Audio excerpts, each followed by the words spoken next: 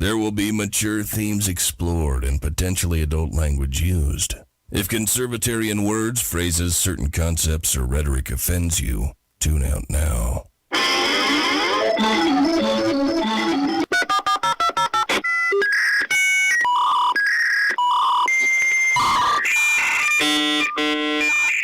Uh-oh, guess what day it is? Guess what day it is? Huh? Anybody? Julie, hey, guess what day it is? Oh, come on, I know you can hear me. Mike. What day is it, Mike? Tomo, you magnificent bastard, I read your book. I drink your milkshake. How dare you? I call that bold talk for a one-eyed fat man. Fill your hand, you son of a bitch. Captain. Captain. Captain. Captain. Captain. Captain. Captain. Captain. Captain. Captain. Captain. Captain. Captain. Captain. Captain. Captain. Captain. Captain. No, not yet. Don't pass out on me yet. Of course you realize this means war. Freedom is never more than one generation away from extinction.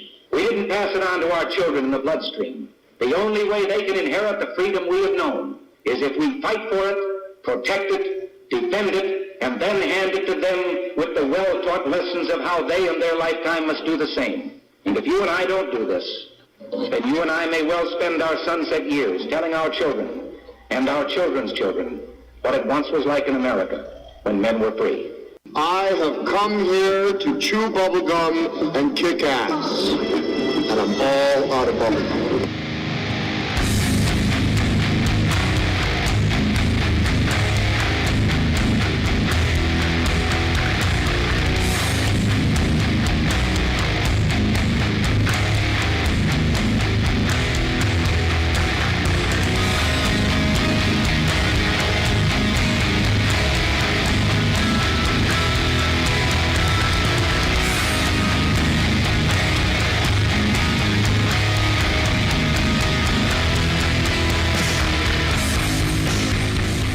Ladies and gentlemen, boys and girls, children of all ages, welcome to the Bloviating Zeppelins Berserk Bobcat Saloon radio show, where I'm broadcasting behind enemy lines in occupied California, always spelled with a K.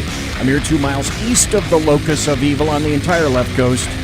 The Bill Mill, the belly of the beast, the Capitol building in downtown Sacramento at 10th and L Streets, where late at night you can hear the death of common sense and its concomitant wail as it wafts from that putrefying edifice. And at the end of the show, when I exit the sumptuous, palatial, and resplendent SHR Media Studios, I'll be smelling the odoriferous stench of sulfur, brimstone, and evil emanating from that evil building in downtown Sacramento. Now, be forewarned, what you're about to hear for the next 2 hours is my opinion and my opinion only. And because of the fear porn that has gripped this nation, the saloon isn't open, but I am still serving stiff drinks, facts, history, logic, rationality, proportion, context, tradition, intent, and common sense. Out the back door. A reminder, though, standard, we don't water our drinks just like we don't water our conversation, politics, religion, crime, culture, economics, race, sex, science, law. We talk about it all right here at the saloon where the speech is free, but the booze is not. This is 2020, and I am done with bipartisanship or compromise. This is the new age of modern political warfare because, make no mistake, we are at war. And it's a war on the street, and it's a war for your mind, and it's a war for the ballot box. We now know more than ever it began with a soft coup against President Trump. It continues with a United States that's lost its mind and is ripe for two things.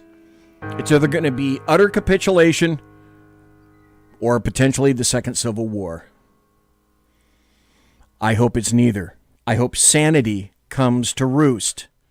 I wish I could say that I was guaranteed of that. I cannot say. This is going to be a semi-continuation of what I started on Tuesday night. And that is to say, we'll have some more coronavirus stuff. Jack Alexander is here with us tonight. So, Jack, are you there, sir? Yes, I'm still free and on the run. Okay. All right. That's good. If I'm not mistaken, you had a lunch recently, and it consisted of some good gerp. So what was it, pray tell? There is this gourmet burger joint that's opened up in town here, and they do this wonderful braised, slow-cooked pork belly burger. Now, I've always been... Are pork belly burgers really out of pork belly? Oh, yeah, this was. Oh, and do pigs look down one day and all of a sudden go, my, I'm looking rather svelte these days. I wonder how that happened. Yes. But, I always make it a point to have at least one lunch a week that is going to offend Islam in the happiest possible way. It's funny you should mention that, because when I get to the part where you and I are going to be speaking about the coronavirus, I have a couple of, I have a very interesting audio from a video of that issue, that topic in Australia. And I think I've got two other audio cuts with regard to Australia. What we didn't get time for last Tuesday, I had a 3-hour special report on coronavirus, why the lockdown, and where's the science.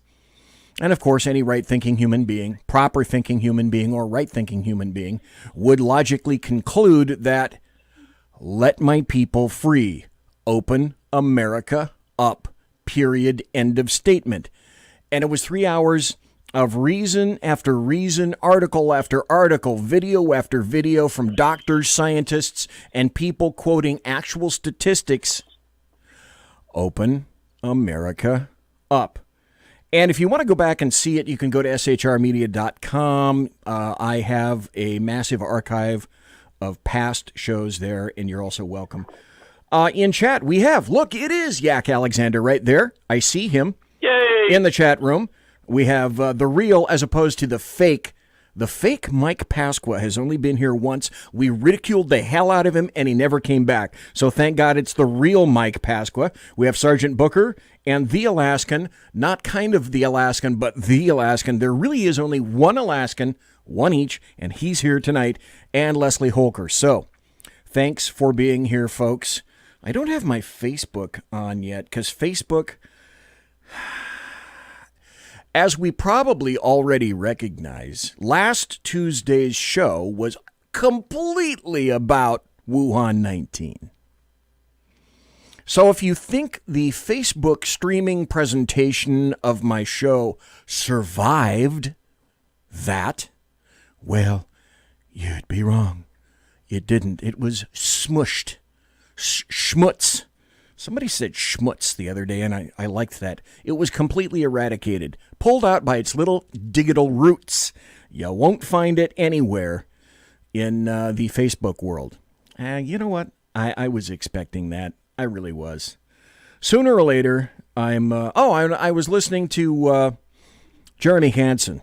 Jeremy and I are friends. Where he lives in Missouri, I live in California. I always spell it with a K. A number of 1,000 miles away. And yeah, Leslie in chat says, that sounds like a Minnesota word. It could be. Schmutz. Schmutz. You know, you have a little bit of schmutz right there. Look at him. He's got some schmutz. Put that schmutz down. I told you. How many times I got to tell you? Everybody out of the pool. Kids, get off the lawn right now. No schmutz. Put down the damn schmutz. Don't even leave it in my gutter. Get out of here. God, what compilation was that? There was a little bit of like little old me, like a little old Jewish guy, and there was a New York guy, and God, I can't even do accents. I don't know. I kept hearing Mel Brooks as Rabbi Tuckman in Men in Tights. Okay, okay. Oh, Leslie Hoker says Facebook is showing you BZ because I'm there too. They love to freeze it up there. Yeah, they do.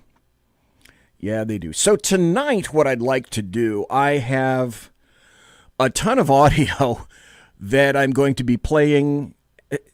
If you, folks, if you go to CNN, comma, why would you? No, I should say parenthesis, why would you? But if you do, They're lying 24/7 about the SCOTUS vacancy. I'm going to set that right tonight. And I'm of two minds about this. I told you I'm going to review and talk to you about I'm going to read this book to you. I would recommend, this is one of the few times where I would recommend that you actually watch the show, because I have a book right here. It's called Not My Idea. Now, if you look, you can see it. It's one of those little thin children's books. And this is the biggest pile of anti-white, anti-American. It's the biggest anti-American, anti-white, BLM positive, Antifa positive, anarchist positive, children's screed bit of propaganda that I've ever seen. But I can't say that I have my finger on the pulse of children's publishing.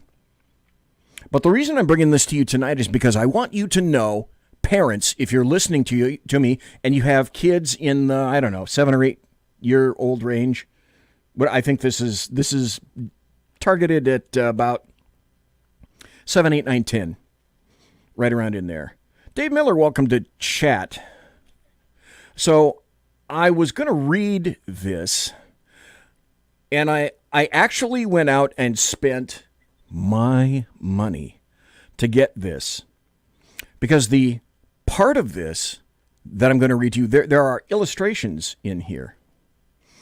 So, Jack, what do you think? Do I want to do this first, or do I want to go to coronavirus first, or do I want to go to some really brain-glazing cuts that just point their stupid fingers at each other at leftists about the SCOTUS vacancy? Which one should I attack first? Because there will be attacking tonight, Jack. Oh, how about we finish off the COVID thing first? You want to start with that? And yeah, let's start with that in case the SWAT team turns up at my door. Oh, that is a really good reason. Okay. I understand your logic. I get it. Let's see. Considering the law changes here that have come in this week, yeah, it's gotten really, really weird here. Okay, I've got a 2-minute video. We'll start with that. We'll start with Jack's update on coronavirus and Wuhan in specifically the state of Victoria in Australia. Before I do that, though, I said that I'd have a video for you. I'd like to play this, and then, Jack, if you have any comments in the midst of this, pipe up, or then if you just let the whole thing go ahead and play. At the end of it, it's about 2 minutes. I'd like your input regarding this. This is a guy named Daniel Andrews. And apparently you're familiar with this guy, Jack. I swear, this guy has looked at the California governor and said, "Here, hold my beer." Anyway, it says it's his guide to avoiding fines in Victoria. Diversity is our strength. Okay. Well, that's kind of appealing. Let's see what Daniel Andrews I might start with an has apology. to say. I know that members of the Afghan community might have felt singled out by statements I made recently. That was Mazarat Miham or Wabakhay. I apologise. Whether you're a person that's not Daniel Andrews. That's the health minister. That's the health minister. Okay. Yeah. The guy apologising in Farsi was the health minister. Okay. Not Daniel Andrews. Yeah, but wait. The second voice is Daniel Andrews. Then here he comes. Whether your parents were born here, or doesn't matter what part of the world you came from, what language you speak, how much money you earn, what postcode you're in, doesn't matter. Your age, your gender, none of that matters. There are 5 households across Hallam, Clyde, Narrowwarren South and Cranbourne North. And across those 5 households, we currently have 34 positive cases. The other point here is that there are rules and they have to be enforced. And virus doesn't discriminate, we're not discriminating, and no one gets to choose which rules that they'll follow and which rules they won't. But we've also seen in this particular cluster visiting of houses beyond the 5k radius. So these 5 houses in this particular cluster have had, unfortunately, some members of those households visiting other households. These families weren't going to be fined, even though they broke the rules. These families aren't going to be fined even though they broke the rules. Now, your understanding, folks, I know Jack knows, I know Dave knows, I know a lot of the people that are in the chat room right now at shrmedia.com know what this is about, but the families that broke the rules that they're not going to fine happen to be Muslim. Because you wanted to get information from them. Correct. Why can't you get information from them and give them a fine? Well, let me go back through this again yesterday, and I'm happy to concede that might seem a counterintuitive point, and perhaps we'd all feel a bit better if they got slapped with a fine. Right. But the value of the information that allows you to take one test result and then find the 33 other people who've got it is much more than $1,652. Why not fine them as In well? fact, it is. Well, because I think that if you start doing that, you run the very real risk that people are not full and frank in the interviews. Or indeed, some people may not come forward and get tested. If I broke the rules, didn't get COVID, I'd be fined. Yes. Yet here are these people breaking the rules, getting Well, I COVID. understand. Believe me, the frustration is a shared one. Okay, I speak leftist. Jack, I'm pretty sure you speak leftist too. The translation is, we don't care what you think, shut up, pay your taxes, because we don't want to aggravate, as the British call them, we don't not want to aggravate the Asians. They could shoot us. They might have guns. But again, that's where you've got to just take a step back and think these things through. Right. And no fine, frankly, would ever equate to how valuable, no amount of money would ever be anywhere near how valuable the information that person gives to us. So, Mazarat Miham, or Wabachai, I apologise. Yeah. So there's Australia apologizing for potentially offending Islam in Australia because, well, everybody else is going to get socked with a fine if you're found violating Wuhan 19 rules, or you'll go to jail, and get a fine, but we wouldn't want to put those onerous restrictions on our poor Muzzy friends, would we? Oh, but it gets worse. Okay. There's a lot to this story that this particular family has now, through contact tracing, found out to be responsible for the entire second wave of corona infections that includes more than 700 deaths. Now, is this in what is this in Victoria? This is in Victoria. Okay. Adult family members who didn't live in the 5 houses out on the outer eastern suburbs that they were talking about there were living in government-subsidised housing where closer into the city. Work as security guards and domestic help in nursing homes. Beautiful. It's your own little Andrew Cuomo. Yeah. Or series of Andrew Cuomos. Multiple Andrew Cuomos. One of the family members, or at least one of the family members, works for a security company that was a subcontractor of a subcontractor of a subcontractor who was contracted by the state government to guard a couple of hotels that were being used for quarantine. Now, one of the things that's come out in a royal commission in this was that many of the security guards, mostly of belonging to the religion of peace, were extorting sexual favors from the people trapped in quarantine, or women trapped in quarantine in these hotels, so they could sneak out and go shopping and so on. So some of these women happen to have been COVID or infectious with COVID. So then the security guards took them back to took COVID back to the high-rise government subsidized housing, also full of Muslim immigrants who predominantly work in either domestic roles or deliver Uber Eats and Dinner Dash and all those sorts of things. And, they're related to this family out in the eastern suburbs who just completely ignored the rules. So this one family and the complete clusterfuck that is the hotel quarantine system is completely responsible for the entire second shutdown. And now they do not want to fine them? Well, you don't want to run the risk of offending Islam. Come on. Yeah, and they keep saying, well, we don't want to do this because the information, is more valuable, which is the biggest load of horse shit out there, considering some of the new pre-crime law that came in this week in Victoria. But we'll talk about that in a second.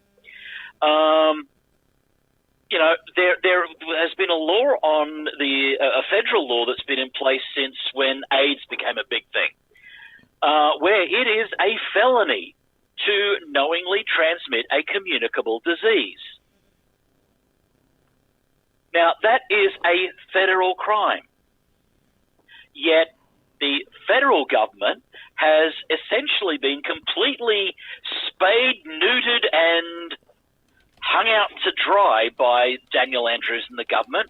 The Prime Minister, who belongs to the opposing political party, I might add, refuses to act on constitutional violations to bring Daniel Andrews in line, saying, well, it's the states' rights thing. But when, I'm quite sure even in the United States, when states' rights issues begin affecting the national security and the financial security of a nation, the federal government should be getting involved. You'd think. Yeah.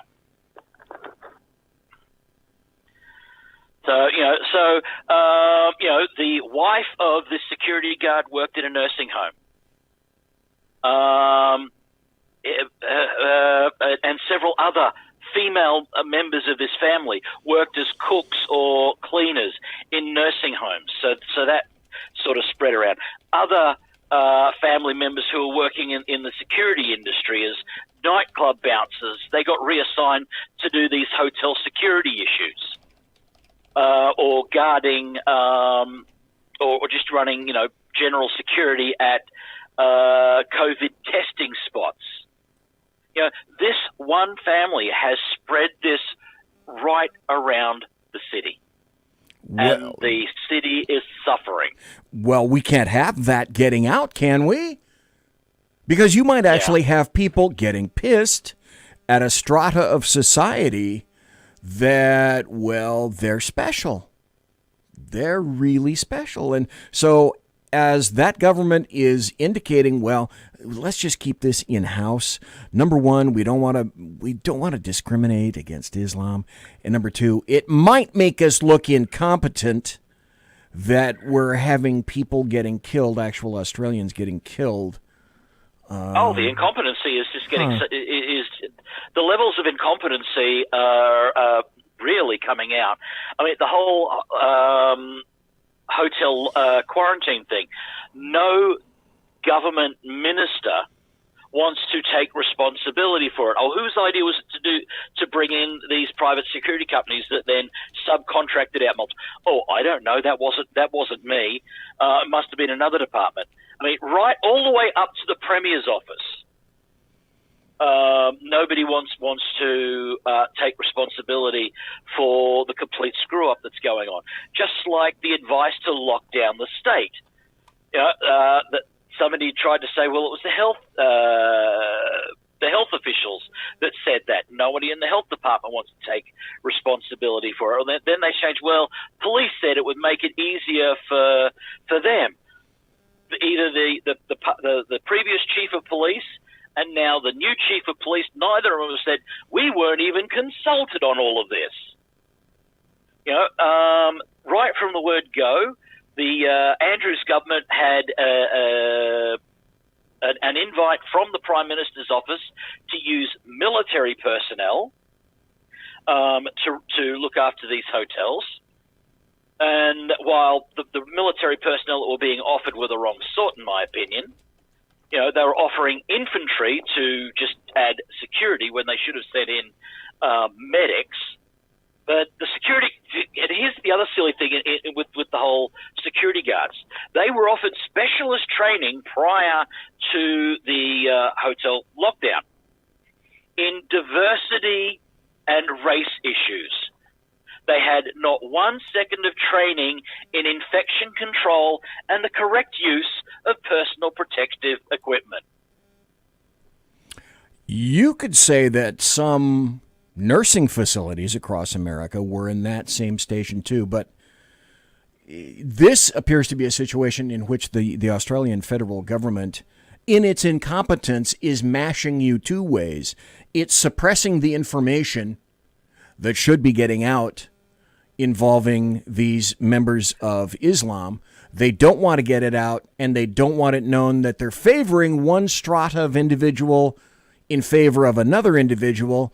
The second crush is, well, those people who actually do obey laws, we will step on their necks. We will fine them. We will tackle them. We will arrest them, and we'll throw them in jail. Well, now it's even gotten worse. This week they introduced pre-crime laws in for all of this. Oh, pre-crime. Pre-crime. Oh, yeah. Pre-crime laws. Okay, is that like thought police now? Are the thought police actually in Australia? Yeah. The bill is the COVID-19 Omnibus Emergency Measures Bill of 2020. And now just having the suspicion that somebody may think about breaking quarantine is enough to have you locked up without charge indefinitely. But it doesn't stop there.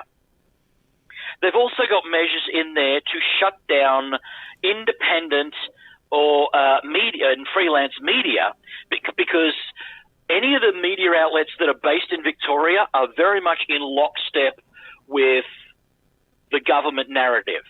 The only one outside that's truly covering it with any sort of open-mindedness is Sky News, because they're based in New South Wales, not in Victoria, which is an important thing under this new thing. Under this pre-crime bill, they're now authorising people who are not sworn law enforcement officers and giving them arrest powers. Very broad arrest powers. And having read the bill, there are no checks and balances in this. You know, they've now threatened to use Child Protective Services social workers to come in and take children away for being in an unsafe home environment if you are one of these people that posts on social media complaining about what's going on, or you're an independent journalist.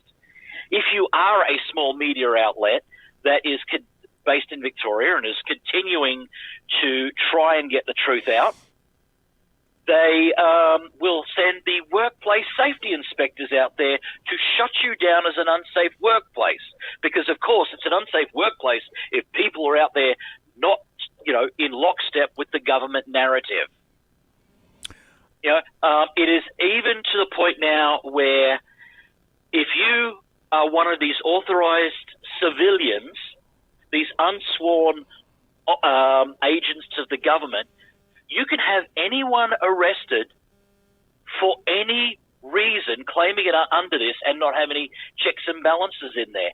The law is so, and several of our highest legal minds, including former Supreme Court judges, have come out and said this is just ripe for abuse. Now, as we pointed out before, Islam had this big apology from members of the state government. Now, there's a lot of Muslims working within these government departments. I know at my local social security office, there is a rabid jihadist that works there controlling people's welfare. And there have been many complaints against this guy for cutting you off just because, well, you might have an opinion about Islam. We're going to have to cut off your welfare. We're going to have to take a break on that. I'm going to go to this, come back, and I have found a story from theguardian.com of Australia about this, And then I'd like Jack to fill in some more information behind this. I'm BZ, that's Jack Alexander. You are in the saloon. We'll be right back after this. Conservative media done right. You're listening to the SHR Media Network.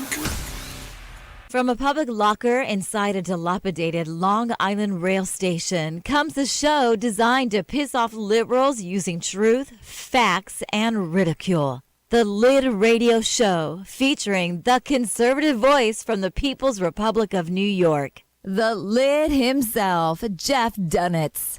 Tune in every Wednesday at 2 p.m. Eastern, 11 a.m. Pacific on the SHR Media Network. Go to shrmedia.com. At Lid Radio, we fight for the truth, justice, and a good kosher T-bone.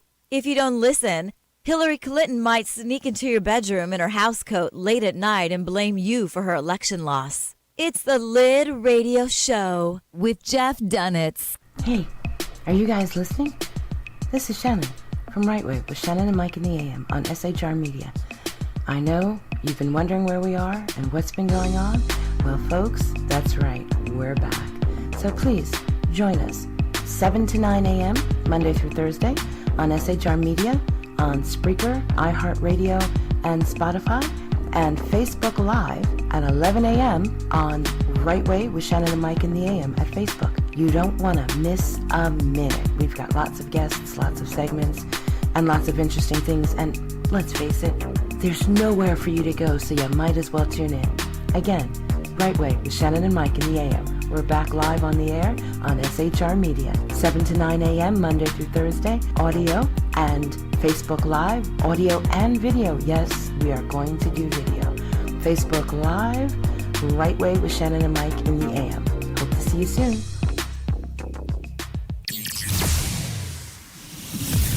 Broadcasting behind enemy lines in occupied California, a mere 2 miles from the state capitol, the bloviating Zeppelin's Berserk Bobcat Saloon Radio Show can be heard every Tuesday and Thursday night at 8 p.m. Pacific and 11 p.m. Eastern, only on the SHR Media Network. Go to shrmedia.com to listen. You can also watch on the SHR Media Facebook page and the SHR Media YouTube channel. No goldfish were abused in the making of this ad. Conservative media done right. You're listening to the SHR Media Network. It is he that is me, bringing perspective from across the sea. Join me, Jack Alexander, 4 days a week for the Jack Alexander Experiment podcast, as I take a unique outsider's look at the news and issues affecting life and liberty here in the USA. I'll show you what the mainstream media refuses to. Politics, border security, defense, healthcare, travel, nothing is off limits. Catch the Jack Alexander Experiment podcast each Monday to Thursday on Facebook, YouTube, and everywhere good podcasts can be found. Also, check out the website, www.jackalexanderexperiment.com. Southern Sense is conservative talk with Annie, the radio chick you bellows as host, and C.S. Bennett co-host. Informative, fun, irreverent, and politically incorrect. You never know where they'll go, but you'll love the journey. Annie is a top conservative host on Top Talk Radio and features some of the finest guests packed with important politicians and newsmakers. Listen every Friday, 3 to 6 p.m. Eastern, noon to 3 Pacific, on the SHR Media Network. Remember, Southern Sense is common sense. After 6 years covering terror and corruption, the Unpleasant Blind Guy is making a change. I'm Dave Milner. Join me on Spreaker and YouTube through SHR Media and on the Western Free Radio Network as I team up with Jeff Mitchell, host of the English Defense League radio show on blogtalkradio.com. Check show pages for airtimes. It's the Unpleasant Blind Guy. On EDL Radio. There's no surrender, ever.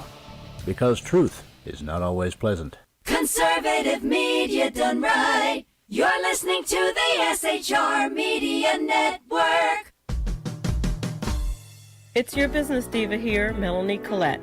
I am inviting you to a front row seat as I discuss some of the most intriguing details of wealth and finance with today's movers and shakers in the world of business. Listen in and discover financial truths on a global, domestic, and household scale. Uncover topics that will impact your wallet today and in the future. Money Talk with Melanie airs Monday through Friday, 5 p.m. East, 2 p.m. West, right here on SHR Media and High Plains Pundit Talk Radio. You can't afford to miss it. Conservative media done right. You're listening to the SHR Media Network. Ladies and gentlemen, boys and girls, children of all ages, we are back. We're nationwide. I got Jack Alexander on the show tonight. And we're talking about coronavirus, Wuhan 19, the Kung Flu, however you wish to quantify it. Pound out the shares if you would, please. I'm finally starting to remember to say that. If you're watching on Spreaker, hit share it liberally, share everywhere. Sharing is caring. So please be sharing and caring. YouTube, hit the share button. Hit the little subscribe thingy right there. Bing! And subscribe to the SHR Media Network YouTube channel. And if you happen to be on Facebook, share on Facebook. My guess would be this show will have a half-life of till the end of the show before it gets eliminated. But while you're still watching it, share liberally. Let those other people be responsible for for looking at your share, pulling it up, clicking on it, going, "Where's the video? I don't see no video here. Somebody must have shared it to me." So, Jack Alexander, thanks for being here. I found an article from as last we spoke. Let's see, what is this? TheGuardian.com. This is the Australian version, Australian News. It says, overreach and overzealous concerns.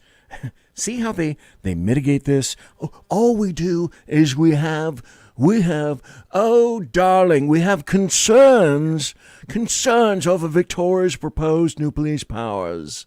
The state government insists expanded police powers are needed to help battle COVID-19, but civil rights groups disagree. Imagine that. Police have been part of many Victorians' daily life throughout the second wave of the pandemic, stopping cars at checkpoints, knocking on doors to ensure people in quarantine are complying, and roaming the streets, catching those failing to wear a mask and then clubbing them. That was me throwing that in there. Now a bill has been introduced. That's actually not far from the... That's actually a pretty accurate description. That's why I put it in there. That's exactly why I put it in there. Because as you describe things to me, well, that's what it is. Now a new bill has been introduced to Parliament that could widen the role of law enforcement, a move the state government argues is vital, but has been condemned by a number of Victorian civil rights groups and the state's opposition. What powers do police actually have during this time of crisis, and how could this new bill increase them? Does the state of emergency and disaster increase police power? Police and other emergency service officers. Okay, I saw that, and I hearkened back to what you said. We know what the police are. Now, the ones that are civilians, are those what they term here, Jack, emergency service officers?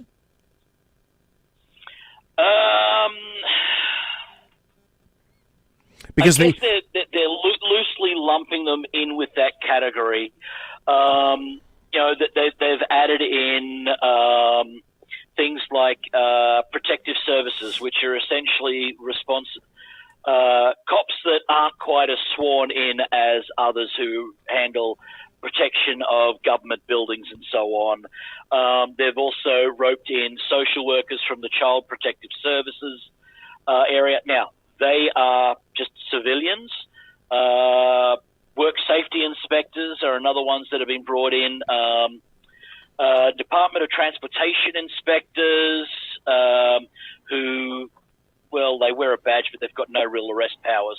Basically, people that were installed to, or who part of their regular jobs could do investigations, but had no arrest powers. They had to call in the police previously.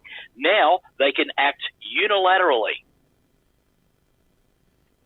Well, wonderful, because with all the training, I'm sure they'll act lawfully and with diligence. Wait, what? What? Because it seems in the article they make a distinction between police and what they call emergency service officers. It says they're given a power in a state of disaster by the police minister, who can appoint them as authorized officers able to enforce the new public health direction. So, okay, there it is. It does, but what is conspicuously absent to me is the fact that, what we've done is we've taken a contingent of civilians and may have trained them sufficiently, may not have trained them sufficiently, and they're going to be acting like the police. It says, as authorized officers, police are able to arrest or fine people for acting against the chief health officer directives, such as attending public protests. So no public protests, no breaking curfew, no not wearing a face covering. They can now search homes and cars without warrants and have a greatly expanded ability to compel members of the public to give their name and address, usually only required if you're driving a vehicle or suspected of actually committing a crime. They can also have power to control a person's entry into and from the disaster area. Well, Jack Alexander, all of Victoria is a disaster area, isn't it? That's exactly it. And, this law was voted in the middle of the night, and surprisingly, the governor signed it first thing in the morning. So it passed unchallenged, essentially in the State House. And already we've got government employed Karens that are going around their own communities, already intimidating members of their local communities. If you don't do what I say, I will arrest you because I'm one of these new authorized people.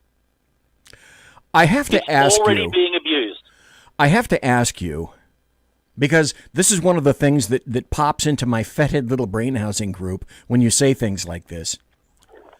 Have there been people that, when approached by the equivalent of an Australian Karen or whatever they're calling these regimists, has there been anybody yet that has said something similar to "fuck you" and then popped them in the teeth? I'm just curious. Not that I've heard, but I wouldn't be surprised. Anyway, I ended up this article. They can have power to control a person's entry into and from the disaster area. The Police Accountability Project, a task force at... Wait a minute. Did you just cough or something? I'll say it again. Yeah. And we'll see if you cough. Yeah. The Police Accountability Project, a task force at the Flemington and Kensington Community Legal Center, published a list of 10 concerns over increased policing during lockdowns, including that heavy policing could be normalized. Well, that's a very good, logical thing to think. There are lots of incidents of overreach and overzealous policing, and these have discriminant and disproportionate impacts on particular communities. So those same patterns are repeating themselves on a broad scale during COVID. An interim report from the state government revealed that 3 poorest local government areas in Melbourne received 10% of all fines in the first 2 months of the pandemic, while the 3 most advantaged areas received only a combined 2%. Then it asks this: what powers could the new bill give authorized officers? Now, I also noticed the differentiation made here. It doesn't say what powers could the new bill give police. It says authorized officers, emphasizing and again underlining and buttressing what you've said, Jack Alexander. They're expanding this wide up. They're really opening this up and bringing people in, which tells me there aren't enough cops in Victoria to do what they want to do, so they have to expand their gene pool. Have I got that right? Actually, no. I think it's more of a case of reprioritizing where the police are being now deployed, because more and more of the population, and we're talking about folks that would never think about going out and protesting. The types that would just say, well, such is life and just deal with it. They're now becoming more and more militant in their opinions. I mean, when you see pictures of 6 big burly male police officers physically detaining 2 grannies for 2 old ladies, I think they were 78 and 80 years of age, who had to stop and sit down and take a rest while they were going for a walk in the park. They were arrested for actually sitting on the park bench because that was closed because of quarantine. When you see that going on, and when you see pregnant women being arrested for a Facebook post. I saw that one. I saw that video. Yeah. That has militarized a lot of Australians who normally just wouldn't give a shit. And now, and then when you hear the stories of, the growing suicides that are going on in the area, and we've had 5 suicides in my area of elderly gentlemen, who from our locals men's shed. It's a crafters group for predominantly retired people. They spend most of the year making toys for disadvantaged kids. And for many of the members of our local group, it is their only social interaction because their wives have passed away. They've dealt with alcoholism because of that, and it's kept them. It was their outlet to keep them sane. It gave them something to do. Well, just in our local one, we've had 5 suicides in that one group alone. I'm also aware of a young family. They dropped off the kids with grandma, and then mum and dad went home and committed suicide because their business has just been destroyed. Those sorts of stories are radicalizing people into protesting that normally wouldn't. And then probably the most tragic one of all this week, a 14-year-old autistic boy wandered off into the woods and got lost. The police search and rescue squad could not be bothered to turn up and search for this young boy because they'd been reallocated to tracking down people breaking quarantine and issuing anywhere from $2,000 to $20,000 fines. But my God, they turned out on force and threatened to fine all the community volunteers that turned out to search for this lost boy. So they chased all the volunteers away, and then yesterday they found the 14-year-old boy's dead body, not far from where the police forced the search to stop. I'm looking at Facebook chat because I finally got that up, and apparently my stream is still going in Facebook. Jeremy Hansen in Facebook chat says, "This is blowing my mind." And the unwritten finished sentence would read something similar to, in what would otherwise be what we assumed initially was a civilized country. What the hell? Now, again, I'm looking at this article. At the moment, just talking to you and this being broadcast, I'm committing felony journalism, incitement, and sedition. Well, you terrible seditionist. Well, let's put it this way. I don't know where you are. I'm not saying you're in Australia. I'm receiving you in the United States of America, which still has a few freedoms left. One of the concerns they mentioned in this bill, just like you said, it proposes to broaden the type of people who can be appointed as authorized officers, as well as expanding the powers to detain people likely to refuse or fail to comply with quarantining directions. So, one of the first things you have to think of is, because this is going to occur sooner or later, number one, are these people armed? Are they trained? What kind of weapons or defensive weapons do they have, if any at all? Or are you just you? Is the Australian government in Victoria just deciding that they're going to send civilians into potentially volatile situations completely unarmed and completely untrained? Because what if somebody refuses to quarantine? What if you got somebody that is drug affected? What if you've got mentally impaired people who mentally are unable to comply with self-isolation orders? I wonder if they've thought of those things, Jack. They're not arming them. They're sending them out untrained, unarmed. So and I actually think that they're doing this deliberately, so that those people will be assaulted, so they can escalate the charges into something that won't get turned over in a constitutional challenge in the Australian High Court. Because everyone that's getting arrested at the moment, there are lawyers from legal companies interstate that are lining up to defend these people pro bono. And challenge this all the way to the Australian equivalent of the Supreme Court.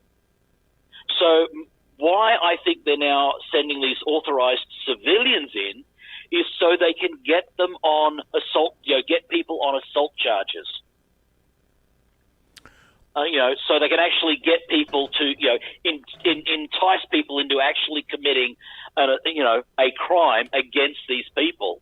Okay, let me ask you a question.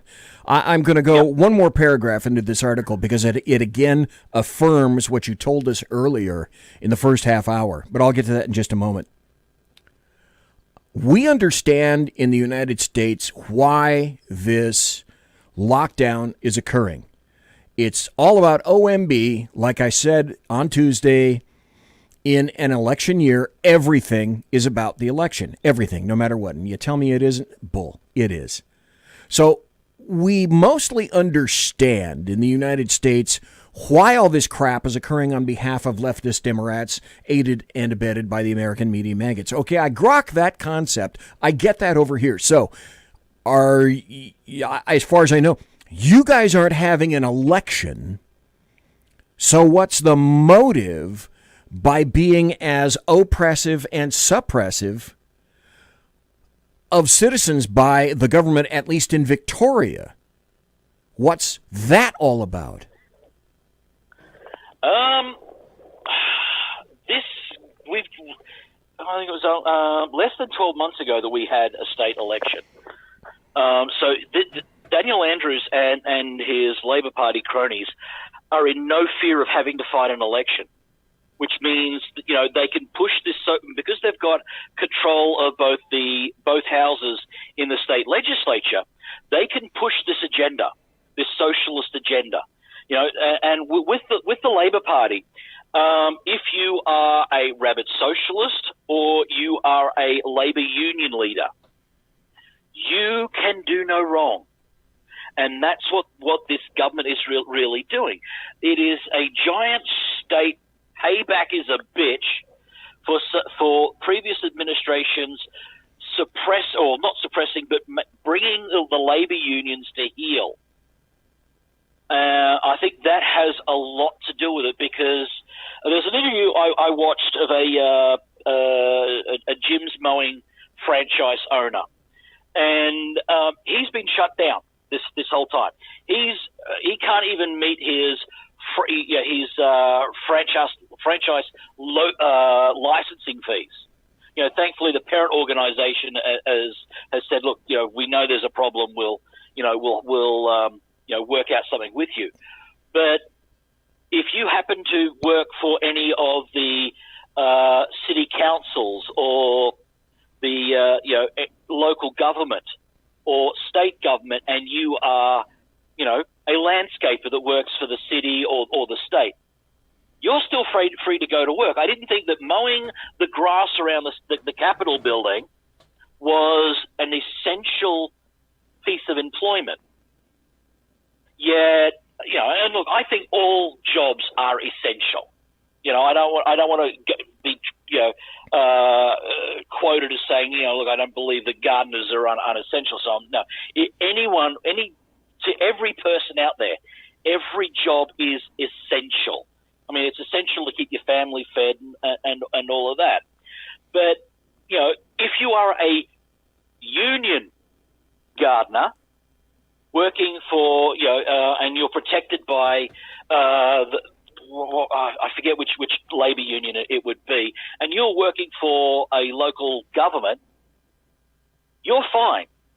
You don't even need papers to go to work. You know, where if you are a building contractor and working on a private construction site, you need papers to travel outside of your 3-mile circle from your registered address. Excuse me, do you have your papers? I'd like to see your exactly papers, please. You know, I mean, the doesn't it closest sound like checkpoint to me. Doesn't it sound like 1984? Doesn't it sound like the quote, "All animals are equal, except some animals are more equal than others"? That's Animal Farm. Right author, wrong book. That's Animal Farm. Oh, that Animal Farm, not 1984. Yeah, right. Okay, but I got the author right, Eric Arthur Blair. Yeah. I want to read a little bit more of this article. It says it wants to expand the powers of what they call PSOs, Protective Services Officers, like you indicated, a branch of Victoria Police, from just the public transport network and city to shopping centers, sports grounds, and other crowded places. Ariel Couchman, chief executive of Youth Law, said this was extremely troubling. PSO training is grossly inadequate. A 12-week training seminar before they're able to carry lethal weapons into our most crowded community spaces and have the power to detain and move people on. Already we're hearing about incidents at train stations involving PSOs and excessive fining of particular groups of young people, including those with mental illness and people of color. So then they ask, did the state of disaster cause the recent controversial police interactions? Or was this a perfect storm, Jack Alexander, where just like in the United Snakes of America, people are going, you know what? While we're locked down, this is a perfect time to initiate and install A, B, C, and D. While the people are down, let's rear back and kick them. Yeah. Look, Victoria Police has always had an image problem. They have had a lot of problems over the years with officers and their excessive use of their powers. Not far from where I am on the way to the snowfields, there was a police officer there who, as legend has it, some skiers were drunk driving there and killed his fiancée. So any chance he'd get to pull over someone related to either visiting the mountain or working up there and finding them, they were always fined the maximum. Yeah, he was the sort of cop that would go around, oh, you have a busted taillight. No, I don't. And then whack it with a nightstick. You do now. And then fine you for it. Wow, that's right out of a Hollywood movie. Yeah. But, I mean, these were the complaints against this guy. And having had interaction with him myself, that's not beyond the realms of possibility. He wanted to, if you have a provincial, when you first get your driver's license in this state, you get what's known as a probationary license, and you have to wear a little plate with a P on it saying that you're a probationary driver. My girlfriend and I at the time had gone up to the mountain, and I'd gotten food poisoning. And we were in my car. Now, I've had my license since I was 18, actually 17, and, she was this was a while ago, but she was still, a few years younger than I was, and still under state law required to display this thing there. Now, I'd gotten food poisoning and was unable to safely operate my motor vehicle. So she drove. And, okay, she got caught speeding. Deserved that fine. That's not the thing. But because she wasn't wearing the P plates on the car, he wanted to arrest her. And I said, look, she's only driving my car because I'm incapable. It took me vomiting on his boots to prove that I was ill and she was only it was unusual for her to be driving this motor vehicle. I'm going to have to take a break. When we come back, I'm going to go into the book, and then we'll go into the opening in SCOTUS. When we come back, though, I want Jack Alexander, if you would please, to give like about a little bit of a wrap-up as to what's occurring in Australia, and then we're going to motor right on. Folks, that is Jack Alexander. I am BZ. You are in the saloon, and I will be, I promise, back right after this. Conservative media done right.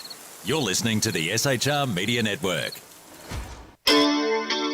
Southern Sense is conservative talk with Annie, the radio chick you balance as host, and C.S. Bennett, co-host. Informative, fun, irreverent, and politically incorrect. You never know where they'll go, but you'll love the journey. Annie is a top conservative host on Top Talk Radio and features some of the finest guests packed with important politicians and newsmakers. Listen every Friday, 3 to 6 p.m. Eastern, noon to 3 Pacific, on the SHR Media Network. Remember, Southern Sense is common sense.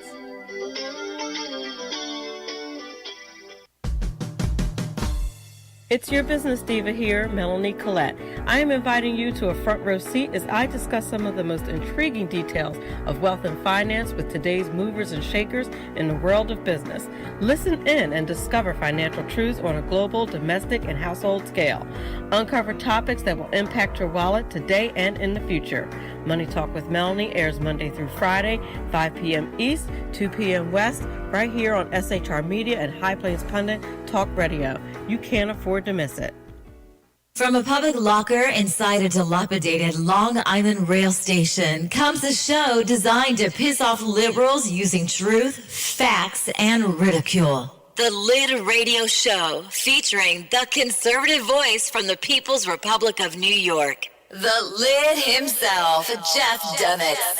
Tune in every Wednesday at 2 p.m. Eastern, 11 a.m. Pacific on the SHR Media Network. Go to shrmedia.com. At Lid Radio, we fight for the truth, justice, and a good kosher T-bone. If you don't listen, Hillary Clinton might sneak into your bedroom in her housecoat late at night and blame you for her election loss. It's the Lid Radio Show with Jeff Dunnett.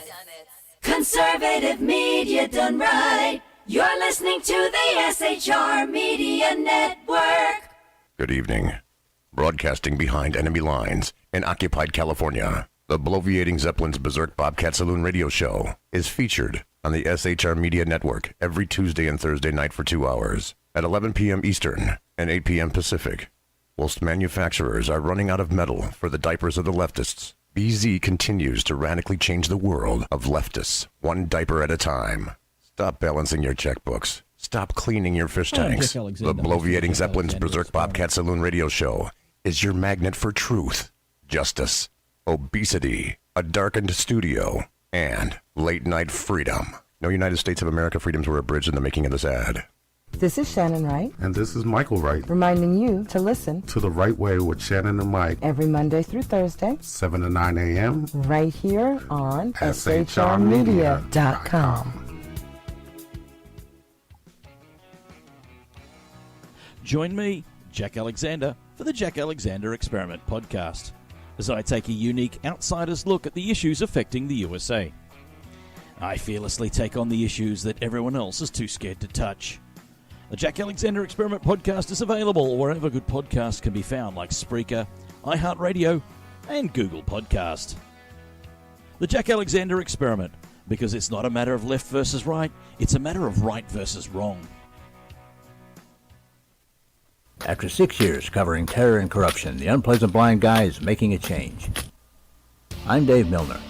Join me on Spreaker and YouTube through SHR Media and on the Western Free Radio Network as I team up with Jeff Mitchell, host of the English Defense Elite radio show on blogtalkradio.com. Check show pages for airtimes. It's the Unpleasant Blind Guy. On ADL Radio. There's no surrender, ever. Because truth is not always pleasant. Featuring the effervescent contrarian Sackheads Clint, plus the unrestrained bulbosity of BZ, the Sackheads Against Tyranny is a real chat show.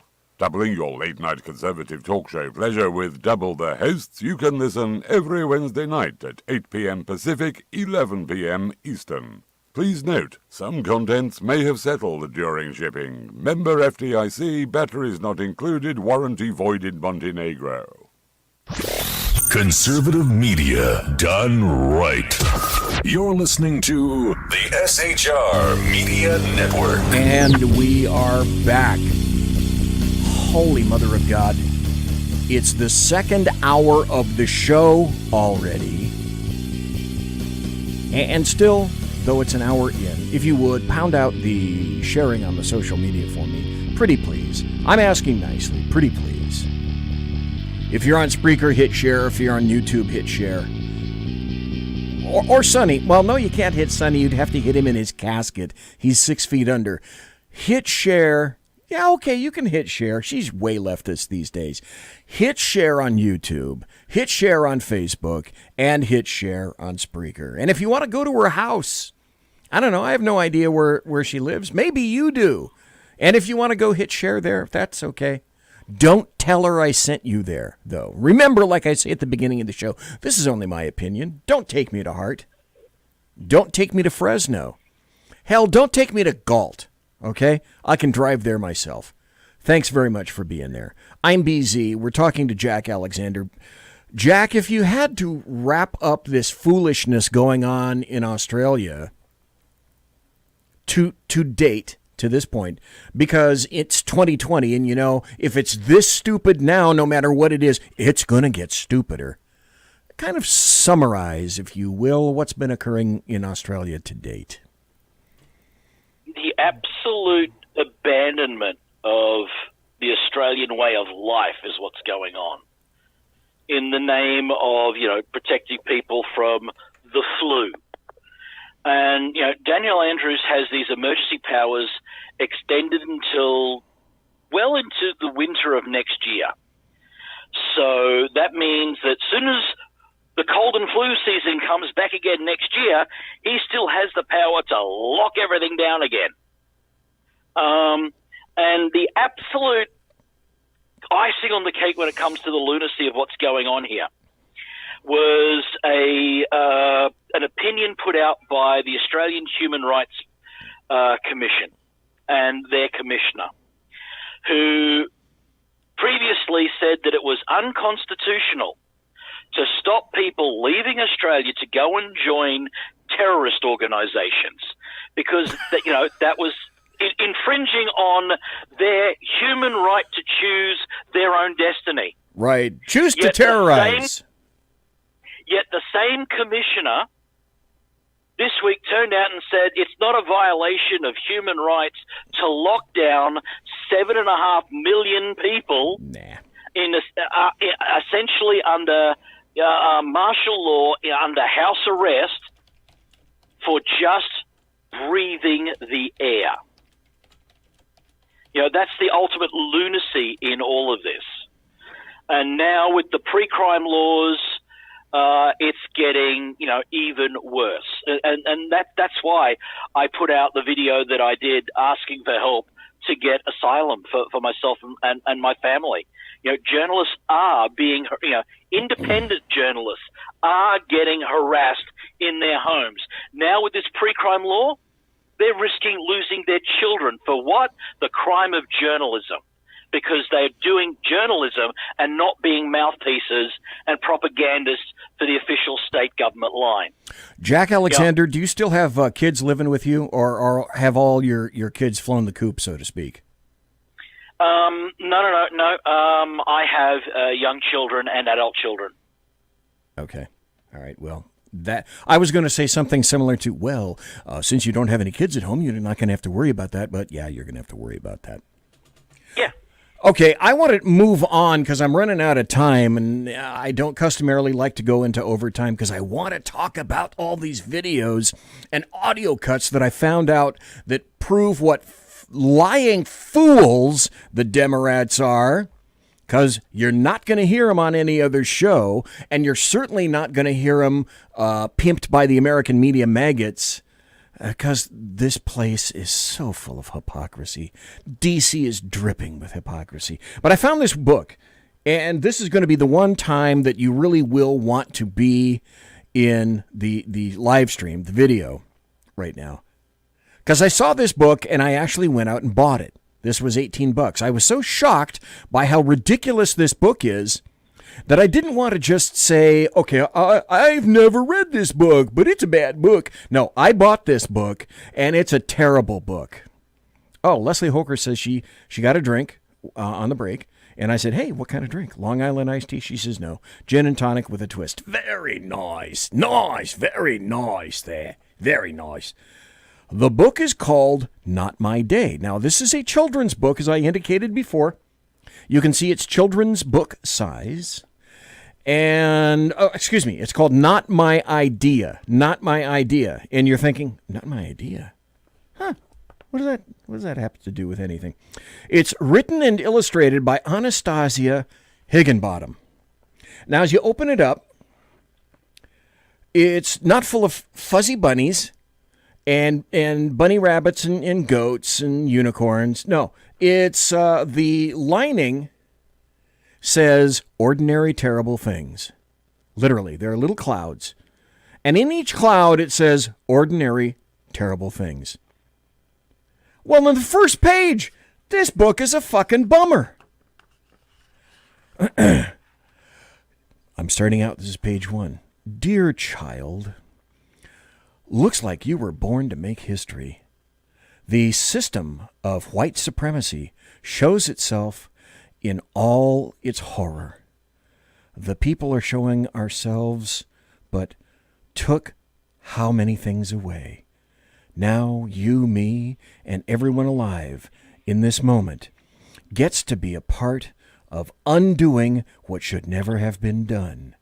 We need this moment with our hearts broken many times over. And it keeps going on. It says, not my idea. A book? This is not my idea. A book about whiteness. A book about whiteness. Now, let's see. If I had a producer, you would have heard something similar to, not my idea. A book about whiteness. But I don't have a producer, and that's not what you heard. This is, I don't know, 20 pages. Maybe I won't read the whole thing. I'll just read some salient parts of it. And I might have to interpret. She writes, I made this book for my own white sons, with help from their teachers and mine. It's dedicated to the Brooklyn Free School, where my family was first called upon to engage with whiteness in order to dismantle white supremacy.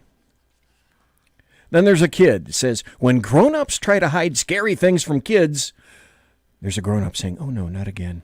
And the kid says, what? Mom, what? Not again. It's usually because they're scared too. Who is that with their hands up? Why is that policeman screaming at him? Bang, bang, bang, bang, bang. They want to bury the truth. You don't need to worry about this. You're safe. Understand? And the little kid says, no. And mommy says, our family is kind to everyone. We don't see color. And she says, deep down, we all know color matters. And there's her daughter drawing a picture of a gun in pencil with hands up. Skin color makes a difference in how the world sees you and in how you see the world. I want to bring a gift to my aunt. This will only take a minute. Someone walks in, and there's a security guard looking at two kids in the store. One is white and one is black. You can see the security guard is looking only at the black child. It makes a difference in how much trouble seems to find you or let you be. In stores, in cars, on sidewalks, at school, your skin color affects the most ordinary daily experiences, including which neighborhoods welcome you. And when you get home, Mom says, so I'm so relieved you got here safely. Why wouldn't we? And Mom says, the protests. And Mom says, they're blocking the road. Mom thinks this is terrible. You may get the message that racism is happening only to black and brown people. Racism is a white person's problem. We are all caught up in it. And Mom says, I can't watch the news. And Mom says, that police officer was just doing his job. And the kid is scared. mostly by refusing to look at it. You can face this. Mom says, come away from the TV now. Look, I made your favorite blah, blah, blah. Understanding the truth takes courage, especially the painful truth about your own people, your own family. Mom looks in the back in the rearview mirror and says, are you all right? Even people you love may behave in ways that show, now there's the interior of a car, that they think they are the good ones. And as a little black child walks by, guess who's clicking the door lock button? Racism. This is where the book gets its title. Little child, racism was not your idea. You don't need to defend it. You can bring your curiosity to learn about it and see that it's true. Many white people did things they never should have done. Many other white people failed to see a problem with this. And then it goes into a litany of how white people are bad and black people are good. And racism is still happening. It keeps changing and keeps being the same. And yet, just being here, alive in this moment, you have a chance to take care about this, to commit. But connecting means opening, and opening sometimes feels like breaking. Mom, I don't feel good. They're in the car again. Mom says, should I pull over? I need to know what's going on. And the child says, what are you talking about? The child says, why didn't anyone teach me real history? I do see color. I see yours, mine, and everybody's. You can't hide what's right in front of me. Well, she's pissed at Mom. I know what that police officer did was wrong. And then, here we go. Again, like the drawing, it's blacks with their hands up. I'm not going to go into the rest of this book now. I was going to read the whole thing. It's dark in the studio. This is a child's book. This is endemic of what your child is getting at school, or what I call GAUPs, guilty overeducated white people, are foisting on their children. This is a book. This is a propagandist screed written by leftists, predicated, just like BLM, on a lie. It's predicated on a lie. And I just want to emphasize, this is what's happening. It's an anti-American, anti-white, anti-family. It's BLM propaganda. It's being taught in schools. It's being insisted that you bring it home, and if you don't bring this book home, you're the bad person. Folks, you know that BLM scrubbed their website. They were against the nuclear family. Well, that shit's gone now. That ship literally has sailed. Now, if you go to BZEP, at BZEP, I show you there's a program in there. Or you can go and you can find the old archived versions of websites, meaning you can still find this stuff. Now, I don't have the website up. You're going to have to go do the research for yourself at BZEP, at BZEP. But I found the website as it originally existed, and you can too. Meaning that you can go to these other websites, including the CDC, scour them, scrub them, and find the original shit that these people from now on are going to scrub because they're attempting to mainstream this. They don't want you to know what their original core beliefs are. Now, the core beliefs haven't changed, not a whit, but they don't want to let you know anything about that. So, if there are any parents in here, well, here's another example. Jack, I'm sure you probably heard about this, at least in the United States. Educators were saying similar things to, when we broadcast our schooling to your children, you are not allowed to watch, parents. Now do you get why you're not allowed to watch? Absolutely. This is exactly look, why. And look, it's not just limited there. I've had run-ins with, with the teachers of even my now adult children over, using things like the pocket constitution of the United States as a reader to help them with their reading. And, I've had teachers threaten to call Child Protective Services and report me for teaching racism and violence to my children by letting them read that. I mean, seriously. And this is in Australia. I believe it. Absolutely, I believe it. I'm going to play some videos. We're going to go on and motor on because I am running out of time a little bit. I hope to be able to hit this major story about what the GOP Senate is going to do with the vacancy in the Supreme Court.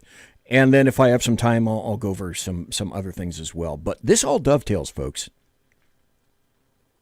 Now you can understand why, during times of extremis, leftists right now, as Rahm Emanuel suggested, need to take advantage of a good crisis. But like Alinsky's rules, I talked to George Benko, who is CEO of the Alinsky Center in New York.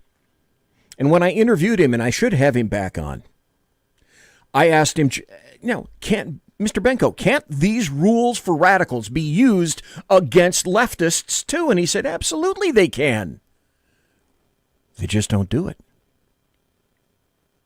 But just as this is a perfect storm for leftists to lean in, and what happened in Los Angeles is in the teachers union down there is a perfect example of them taking advantage of said perfect storm because they don't want to go back to school. They don't want to put the kids back into school until police are defunded, charter schools are eliminated, and you can't go into private schools.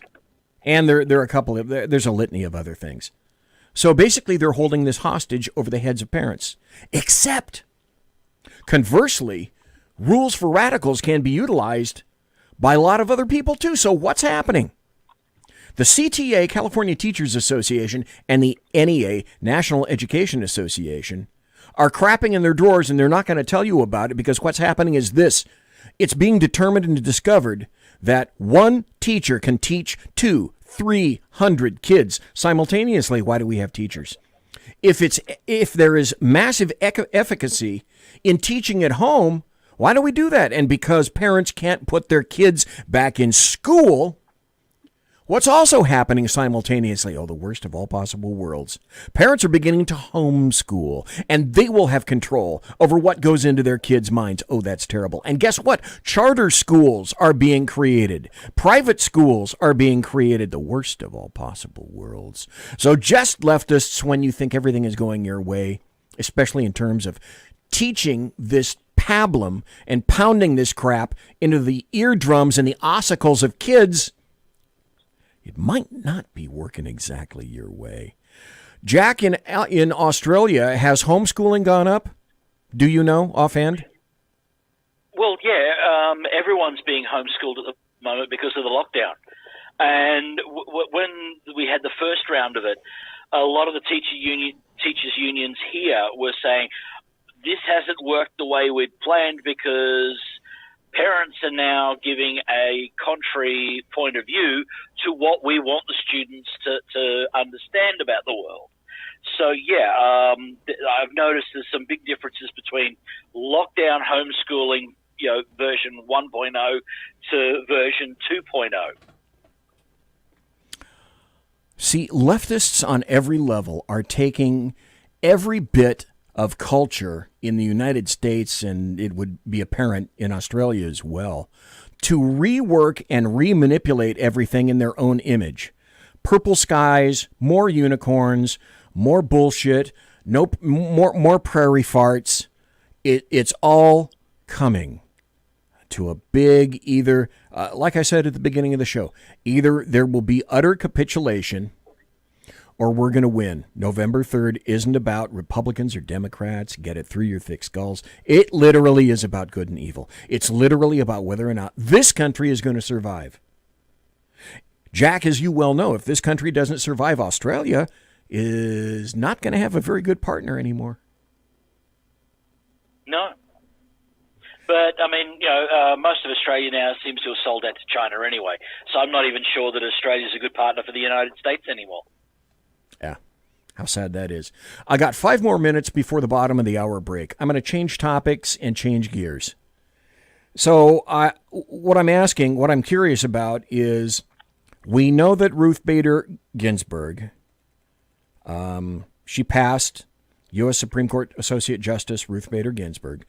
She passed away on Friday, September 18th. And you were here.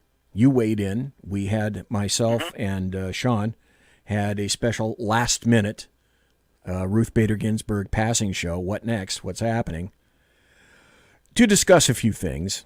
I didn't have access to all the video and all the audio that I do now. Anyway, she passed away then at the age of 87.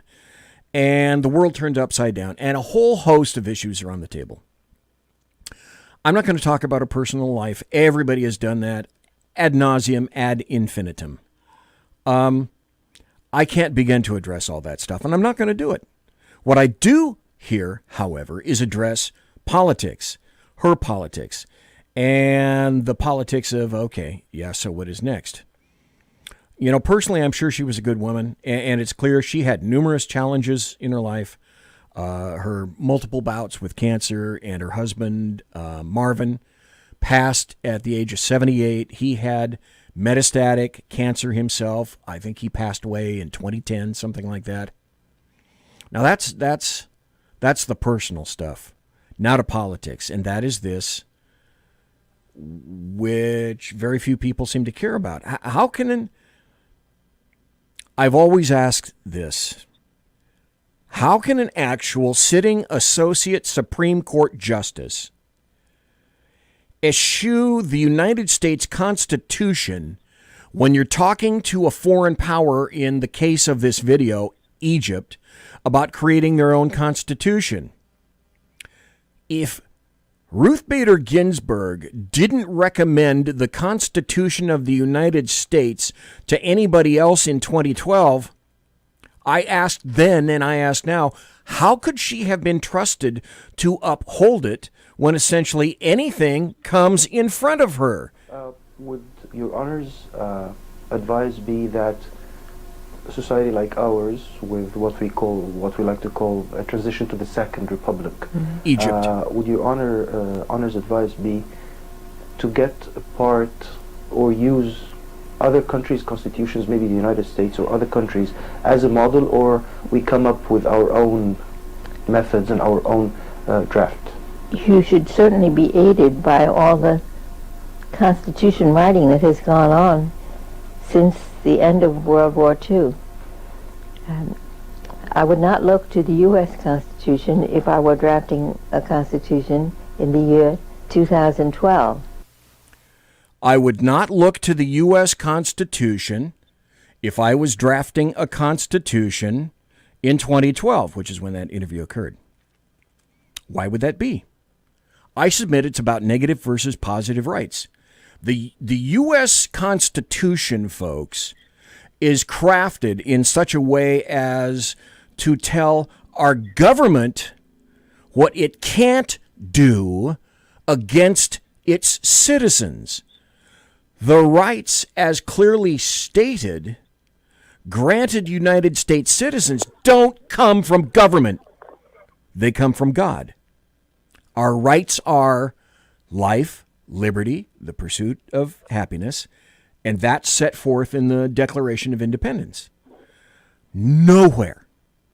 This is what leftists despise. Nowhere does any American document guarantee any outcome whatsoever. Nor should it. Opportunity? You're going to get your opportunity. Of course, for everybody. But it's the responsibility of persons to act,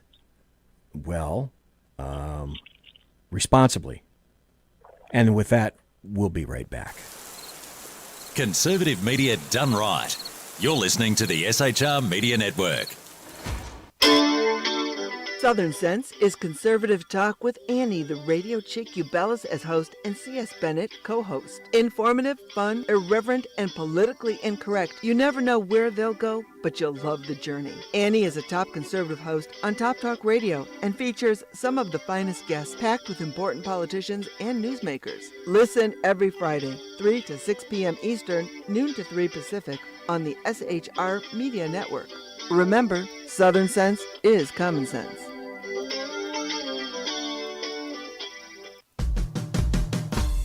It's your business diva here, Melanie Collette. I am inviting you to a front row seat as I discuss some of the most intriguing details of wealth and finance with today's movers and shakers in the world of business. Listen in and discover financial truths on a global, domestic, and household scale. Uncover topics that will impact your wallet today and in the future. Money Talk with Melanie airs Monday through Friday, 5 p.m. East, 2 p.m. West, right here on SHR Media and High Plains Pundit Talk Radio. You can't afford to miss it. From a public locker inside a dilapidated Long Island rail station comes a show designed to piss off liberals using truth, facts, and ridicule. The Lid Radio Show, featuring the conservative voice from the People's Republic of New York. The Lid himself, Jeff Dunnett. Tune in every Wednesday at 2 p.m. Eastern, 11 a.m. Pacific on the SHR Media Network. Go to shrmedia.com. At Lid Radio, we fight for the truth, justice, and a good kosher T-bone. If you don't listen, Hillary Clinton might sneak into your bedroom in her housecoat late at night and blame you for her election loss. It's the Lid Radio Show with Jeff Dunnett. Conservative media done right. You're listening to the SHR Media Network. Good evening. Broadcasting behind enemy lines in occupied California, the bloviating Zeppelin's Berserk Bobcat Saloon radio show is featured on the SHR Media Network every Tuesday and Thursday night for 2 hours at 11 p.m. Eastern and 8 p.m. Pacific. Whilst manufacturers are running out of metal for the diapers of the leftists, BZ continues to radically change the world of leftists, one diaper at a time. Stop balancing your checkbooks. Stop cleaning your fish tanks. The bloviating Zeppelin's Berserk Bobcat Saloon radio show is your magnet for truth, justice, obesity, a darkened studio, and late-night freedom. No United States of America freedoms were abridged in the making of this ad. This is Shannon Wright. And this is Michael Wright. Reminding you to listen to The Right Way with Shannon and Mike. Every Monday through Thursday. 7 to 9 a.m. Right here on shrmedia.com. Join me, Jack Alexander, for the Jack Alexander Experiment podcast, as I take a unique outsider's look at the issues affecting the USA. I fearlessly take on the issues that everyone else is too scared to touch. The Jack Alexander Experiment podcast is available wherever good podcasts can be found, like Spreaker, iHeartRadio, and Google Podcast. The Jack Alexander Experiment, because it's not a matter of left versus right, it's a matter of right versus wrong. After 6 years covering terror and corruption, the unpleasant blind guy is making a change. I'm Dave Milner. Join me on Spreaker and YouTube through SHR Media and on the Western Free Radio Network as I team up with Jeff Mitchell, host of the English Defense League radio show on blogtalkradio.com. Check show pages for airtimes. It's the Unpleasant Blind Guy. On ADL Radio. There's no surrender, ever. Because truth is not always pleasant. Featuring the effervescent contrarian sackheads Clint plus the unrestrained bulbosity of BZ, the Sackheads Against Tyranny is a real chat show. Doubling your late-night conservative talk show pleasure with double the hosts, you can listen every Wednesday night at 8 p.m. Pacific, 11 p.m. Eastern. Please note, some contents may have settled during shipping. Member FDIC, batteries not included, warranty void in Montenegro. Conservative media done right. You're listening to the SHR Media Network. I know it's late in the show. This is the final 25. The final 25 minutes of the show. Damn it! Does it seem like an hour and a half passed as though it was 3 seconds? It sure as hell does to me. Thanks to everybody in chat. Thanks to Facebook chat. Fat. I'm fat. You're Facebook. In Facebook chat, thanks to Jeremy Hansen, Jimmy Collins. Jack is in Facebook chat. Thanks to everybody. Mike, Sergeant Booker, the Alaskan, Dave Milner, Leslie Holker, Jack Alexander, one viewer who will not be unmasked here. Thanks to everybody for being here tonight. I'm talking about what's going to happen with the unfilled seat. Because, as you well know, leftists are losing their shit. Well, you're about to hear exactly that. The vacancy created, we know that nature abhors a vacuum, right? So this is a vacuum. And whereas before Republicans were hesitant to wield power, remember, go back, George Bush held the trifecta and didn't do crap with it because of the Senate and the House. And McCain was there too. Well, there's a spoiler right there. There's a cat turd in your punch bowl right there, John McCain. Never speak ill of the dead. Screw that. He had the White House. The Republicans had the White House. They had the House, they had the Senate, and they didn't do shit with it.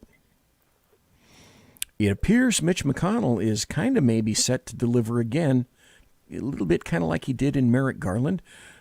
And then, of course, the threats and the screaming began. And if you haven't heard this, here's what I call an AKU. This is an adult Karen unit. And remember, these people are all around you. They could be driving right next to you right now, and you wouldn't even know it. Uh-oh. Driving your car, but I just got a notification that Ruth Bader Ginsburg died! Fuck! Could this year get any fucking worse? Ruth, you just had to make it to 2021! Ah! Holy fucking shit, you guys! I'm driving your car, but I just got a notification That unit drives vehicles next to you. That's kind of frightening. There were more. They were shrill, and I wasn't going to subject you to all of that. Senate Minority... Actually, I had a question on that one. As a former police officer, wouldn't that be video evidence of her operating a motor vehicle in an unsafe manner? Yeah, you know, 5-10 years ago, you might have been able to get away with that in the States. Now that crap isn't going to fly anymore. I mean, that one reminds me of the woman that leant out of the driver's side of her vehicle to flip off Trump supporters and then ran up the arse end of somebody else's Escalade in front of a police car. Oh God, I have stories that I could tell you about stuff like that. So Chucky Schumer started screaming too, and you know, the body. Okay, this occurred on Friday. The body hadn't even cooled. Okay, and Chucky Schumer is screaming already. The Senate should wait until next year to fill the Supreme Court left vacant by Ruth Bader Ginsburg. They're screaming that because I think they know what Trump is going to do. Now, would another president have done that? I don't think. Another GOP president? I don't think so. But here's the deal. Remember this phrase, folks. As the revered Barack Hussein Obama once chirped at Republicans, elections have consequences. Okay, and then so I got to ask you this. Did you ever know any Democrat or a series or a contingent of Democrats not to wield power when they had it, to hold back anything, to become remarkably circumspect, packed with good tidings, bipartisanship, and compromise? Fuck no. So in a role reversal, do you possibly think they'd stop from filling the SCOTUS vacancy? I don't think so. Not on your damned life. The National Review wrote, however, history's on the side of the Republicans filling a Supreme Court vacancy in 2020. If a Supreme Court vacancy opens up between now and the end of the year, Republicans should fill it. Given the vital importance of the court in rank-and-file Republican voters and grassroots activists, particularly in the 5-decade-long quest to overturn Roe v. Wade, it would be political suicide for Republicans to refrain from filling it and filling a vacancy unless some law or important tradition, norm was against that. Well, it doesn't exist. It wasn't there. And then I have to point this out. I need to give credit where credit is due. Sergeant Booker is still in there. Sergeant Booker said last Friday, hey, one of the major reasons that you need to have a full Supreme Court is at 8, you could have a tie on whatever, fill in the blank. And then at a 4-4 tie, because this has happened before, whatever came up from a lower court, that lower court would hold. So as Sergeant Booker indicated, putting 9, filling all seats, there somewhere along the way would be a tiebreaker. So here's why I love the internet, because I went in the Wayback Machine and I found this clip that Joe Biden, and I bet he wishes he had never said this, but basically Joe Biden says, as long as Donald Trump, President Trump, consults with Mitch, his Supreme Court pick is going to enjoy Biden's support. Did Biden really actually say this? Back in 1992, in the aftermath of a bruising and polarizing confirmation process involving Clarence Thomas, who'd been nominated. Now the blue circle of death. Come on. Come on. Clarence Thomas, who'd been nominated by President Bush with no consultation just 4 days after the great Thurgood Marshall had retired. I took to the Senate floor to speak about the Supreme Court nominating process. Here we go. Senate Majority Leader, and he's my friend, Mitch McConnell, and other Republicans today have been quoting selectively from the remarks that I made in an attempt to justify refusing Chief Judge Garland a fair hearing and a vote on the floor of the Senate. Here we go. They completely ignore the fact that at the time, I was speaking of the dangers of nominating an extreme candidate without proper Senate consultation. They completely neglected to quote my unequivocal bottom line.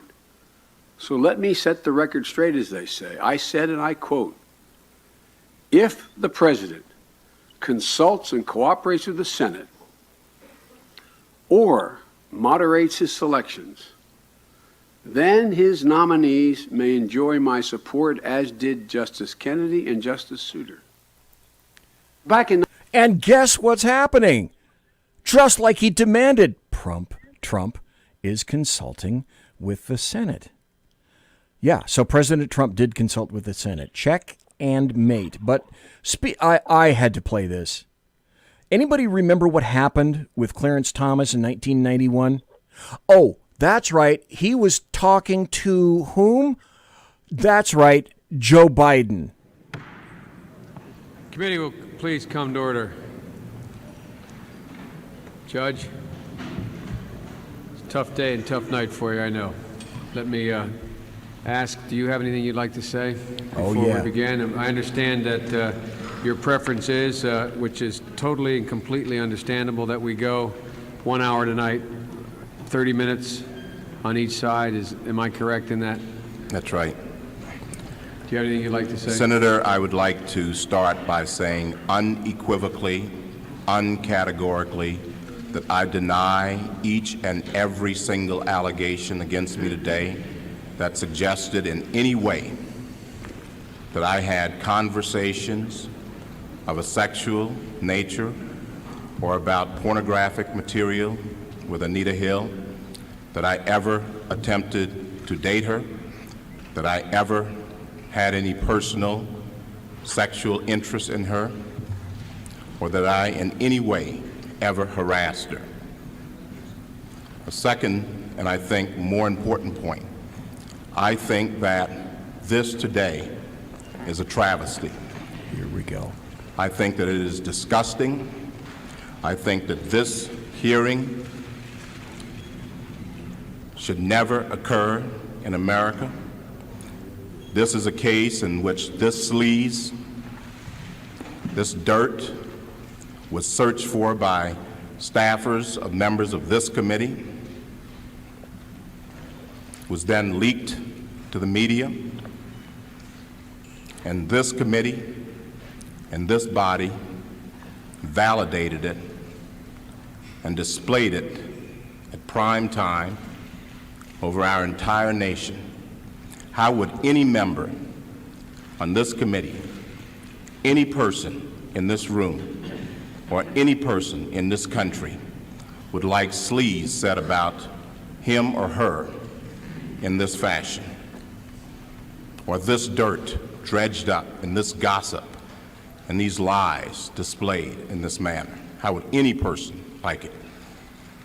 The Supreme Court is not worth it. No job is worth it. I'm not here for that. I'm here for my name, my family, my life, and my integrity. I think something is dreadfully wrong with this country when any person in this free country would be subjected to this. This is not a closed room. There was an FBI investigation. This is not an opportunity to talk about difficult matters privately or in a closed environment. This is a circus. It's a national disgrace. And from my standpoint, as a black American, as far as I'm concerned, it is a high-tech lynching for uppity blacks who in any way deign to think for themselves, to do for themselves, to have different ideas. And it is a message that unless you kowtow to an old order, this is what will happen to you. You will be lynched, destroyed, caricatured by a committee of the U.S. Senate rather than hung from a tree. Powerful words. And then Joe Biden comes back himself. A long way until November. We got more questions. You got more questions, but I tell you, if you have a problem figuring out whether you're for me or Trump, then you ain't black. It don't have nothing to do with Trump. It has to do with the fact I want something for my community. You got more questions, but I tell you, if you have a problem figuring out whether you're for me or Trump, then you ain't black. Thanks, Joe. Appreciate that. Well, let's continue with Democrats putting words in their own mouths that they will, and definitely, most definitely, regret. So as I said, let the threats commence. On the 18th, that Friday, the Washington Examiner said, over our dead bodies, liberals threaten to burn it all down if GOP replace Ginsburg before Election Day. Former CNN host Reza Aslan joined several other verified Twitter accounts in threatening violence if Senate Republicans attempted to fill the Supreme Court seat of the late Justice Ruth Bader Ginsburg. Here's his tweet. It says, Reza Aslan, over our dead bodies, literally. Aslan also tweeted, if they even try to replace RBG, we burn the entire fucking thing down. If McConnell jams someone through, which he will, there will be riots, Washington Post and GQ writer Laura Bassett said, director of communications at the Anti-Violence Project. Eliel Cruz agreed with Williman's calls to shut things down by calling on people to march on Washington and just shut it down ourselves. He's against violence. Aaron Goinvain, author of a new book, Raising Boys to be Good Men, responded, I should say, to McConnell's call to fill the vacancy seat by tweeting, fuck no, burn it all down. Writer and LGBT activist Charlotte Clymer opted not to wait until Republicans pushed a Ginsburg replacement, deciding instead to head straight to Mitch McConnell's house Friday night. Remember they did that? We're now walking to Mitch McConnell's house to protest, she said, before tweeting the intersection that McConnell allegedly lives on. His house is entirely dark. Significant police presence out front. It's clear he's not here, as confirmed by a neighbor who is not fond of him. Oh, sad. People are going home. Then somebody named Teresa Sierke on Twitter, and then people later said, wasn't it a real person? Yeah, but it's what the leftists are thinking, said, I don't think real Donald Trump understands. He is being removed from that office one way or another. If the law fails America, we will remove him with our bare hands. He only has 1/5 of America's support, and they are mostly cowardly, out of shape, poor, uneducated rednecks, to which I replied to that tweet when it came out about a week ago. Yeah, and we're all very heavily armed. Because that's where the Democrat Party is these days.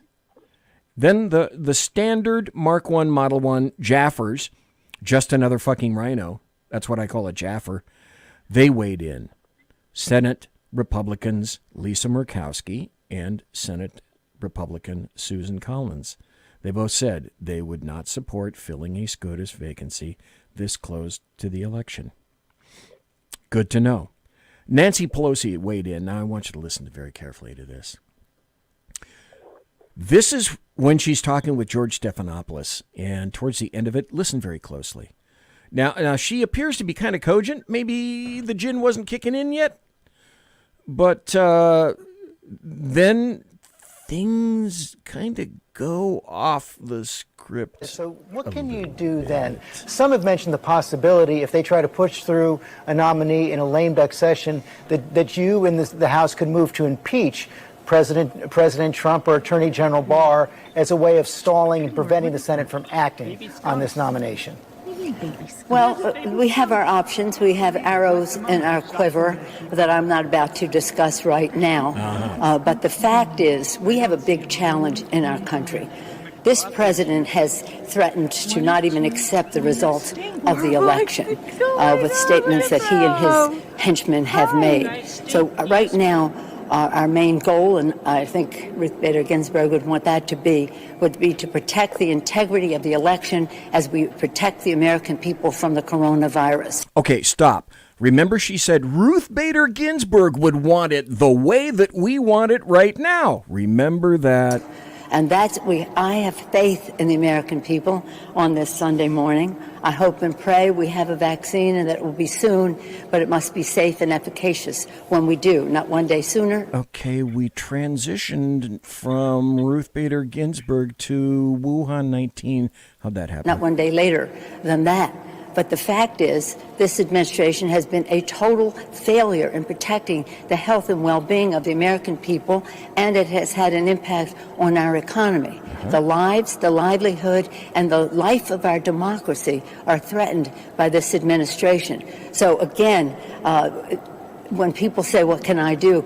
You can vote, you can get out the vote, and you can do so as soon as possible. 10 states, as I said, on Friday started their early voting the day that we lost Ruth Bader Ginsburg. But to be clear, you're not taking any arrows out of your quiver. You're not ruling anything out.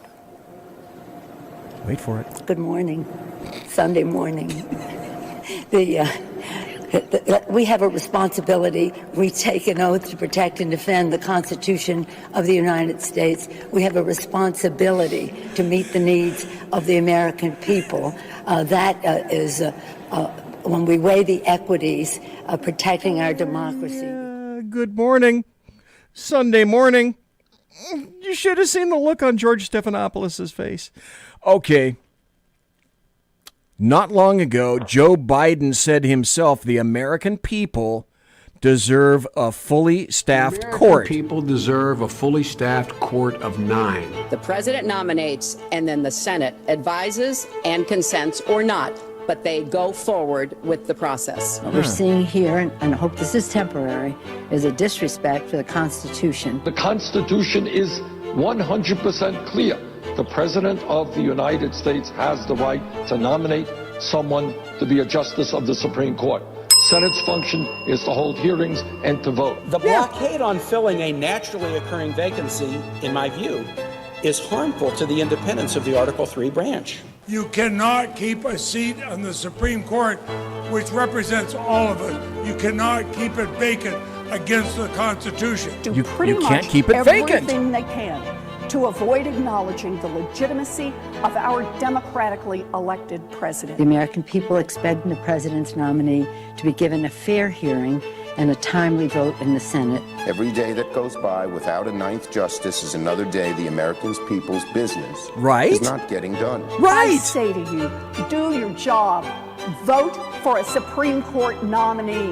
Instead of just saying the blanket rule is no matter who you are, no matter what your qualifications, because you are sent by this president, we will create a unique rule for you and refuse to entertain you. One of the most important consequences of who is president of the United States is who sits on the United States Supreme Court. If you want to stop extremism in your party, you can start by showing the American people that you respect the President of the United States and the Constitution. The American people deserve a fully staffed court of 9. They do, don't they? Well, remember what I said? I said Ruth Bader Ginsburg. Didn't she say something about that? Do you think maybe I have a cut or a quote about Ruth Bader Ginsburg and what she said about filling a SCOTUS vacancy in an election year? She said, quote, "That's their job." In July 2016, there's nothing in the Constitution saying the president stops being president in his last year. That's RBG. Right back at you, leftists. Right back at you, Democrats. 8 is not a good number for a collegial body that sometimes disagrees, Ginsburg said on the issue a few months later. Justice Sonia Sotomayor, who was with her, agreed, quote, "I think we hope there will be 9 as quickly as possible.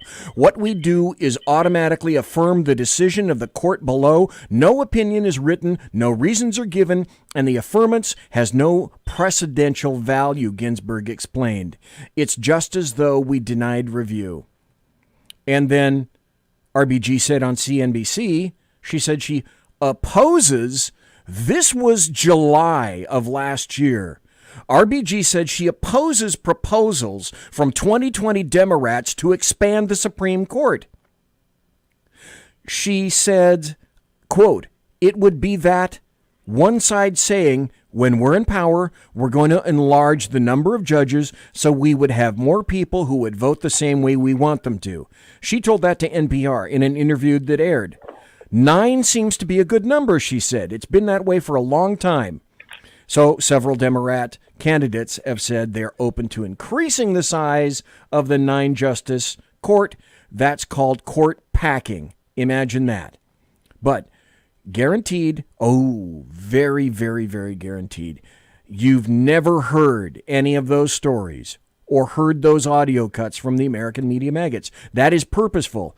You can't afford to be actually informed, or you may begin to think clearly and independently. Now, one of the final audio cuts. I found something. Because I go to the internet and scrub through crap, just like journalists can do in the newspapers, in the TV shows. I do it. The American media maggots won't. I'm doing the job the American media maggots won't. This is Barack Hussein Obama back in 2016. It's supposed to happen now. When there is a vacancy on the Supreme Court, the President of the United States is to nominate someone. The Senate is to consider that nomination. And either they disapprove of that nominee or that nominee is elevated to the Supreme Court. Historically, this has not been viewed as a question. So, Barack Hussein Obama, if it wasn't a question then, why is it a question now? So Democrats are refusing to face that very difficult truth. Okay, if Ruth Bader Ginsburg wasn't all taken by herself, and if the Democrats under Obama were playing tactically, what would have happened and could have happened, but they decided no, she would have retired and allowed Obama to appoint her replacement quite easily. But no, that was her decision and their decision. No one hosed the Democrats except Ruth Bader Ginsburg and the Democrats themselves. Now, this is interesting as sort of a last point, and then I'd like you to wrap up, Jack. Now, at this point, it looks like Chuck Grassley and Mitt Romney have said, okay, we will vote in the Senate instead of refusing to vote. And then I think Trump says he's going to announce his nomination for SCOTUS either this Friday or Saturday. I'm guessing it's going to be Amy Coney Barrett. I could be wrong. And then next Tuesday? Okay, here's the final question for you, Jack Alexander. Next Tuesday, will there be an actual debate between President Trump and Joe Biden? I'm hoping so, but I think the Vegas odds have it that Joe Biden will suddenly be diagnosed with COVID and will be unavailable. Now, other people have said that too. Other people said that about 2 weeks ago. I said it about 2 weeks ago. I think you said it even before I did. Mm-hmm. So, Tuesday, well, everything changes. Let's wait for the weekend. But wouldn't it be odd? $1 million to you, Jack Alexander. $1 million. If after Trump announces his pick on Friday or Saturday, within 24 hours, Jack, does Joe Biden suddenly start to swoon and beads of sweat begin to collect on his hair plugs? What do you think? Oh, definitely. I think he already is. Yeah. Actually, I think he's already soiling his Depends. Or the other thing that I would insist upon is check for earpieces. And the other question is, what are they going to allow him to have on his podium? And what are they going to allow him adjacent that podium? Will they allow a teleprompter? I'm very, very curious. The other thing is, will they allow him to wear glasses? Mostly, I'm looking for an earpiece. I'm not kidding. I'm looking for an earpiece. So, folks, most of you here, thanks for listening. Jack, tell us where your show can be found, where and what time, please. Okay, it's the Jack Alexander Experiment.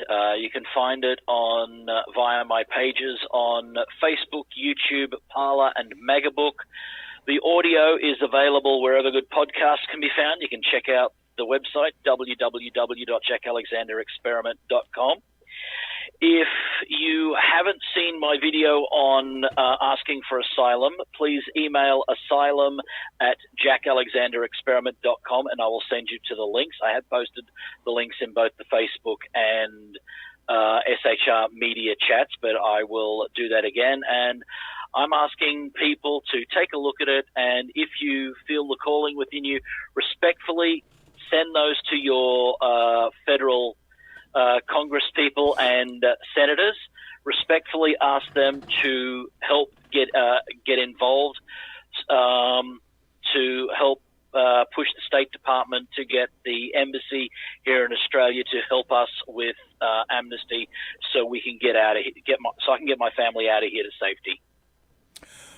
There was a final comment, and I'd like your input on this before we go, Jack.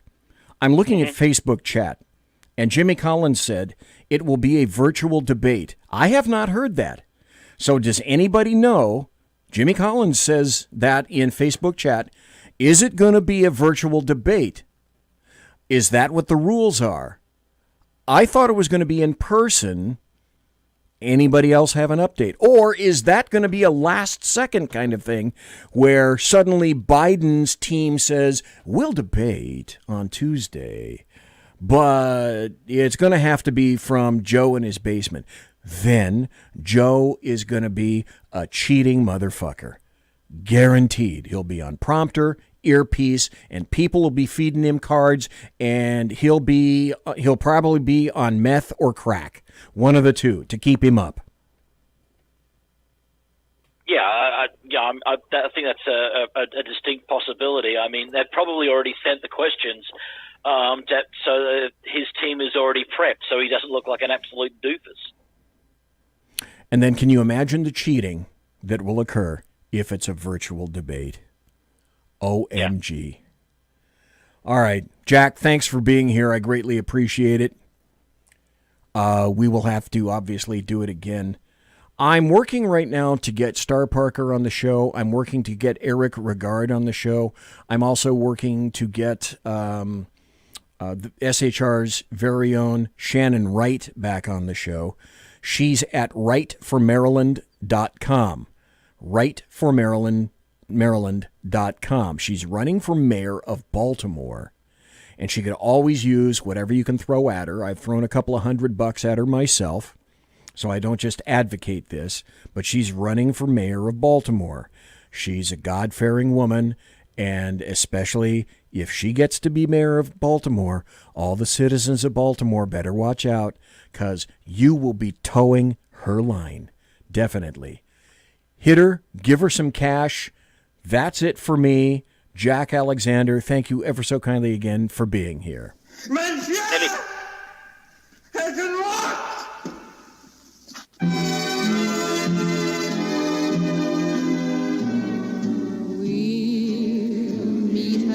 Ladies and gentlemen, boys and girls, children of all ages, thanks for listening to the Bloviating Zeppelin's Berserk Bobcat Saloon radio show, live and direct right here from the sumptuous, palatial, and resplendent SHR Media Studios. Now, if you want to contact me, you will find me on Twitter at BZEP, at BZEP, where I'm very, very, very, very, very, very active right there. Promotional consideration is also by the Lockheed Martin Skunk Works, and also by the Boeing Company. If it ain't Boeing, I ain't going. And also, Pratt & Whitney Engines Thrust. You can trust. Tiaras are by My Little Pony. Thanks to my personal KC-135 Kettle One refueling team, with whom I will be consorting in less than an hour.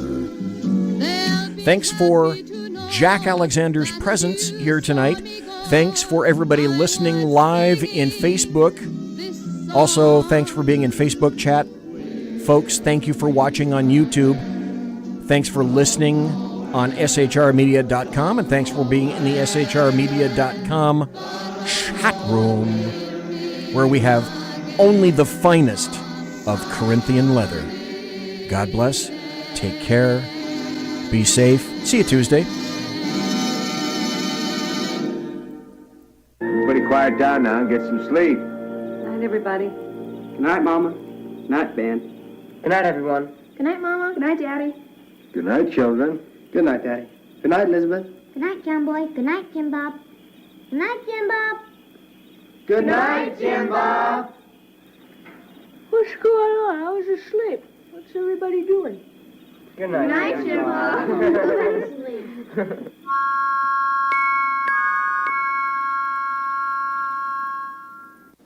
Good night, and good luck.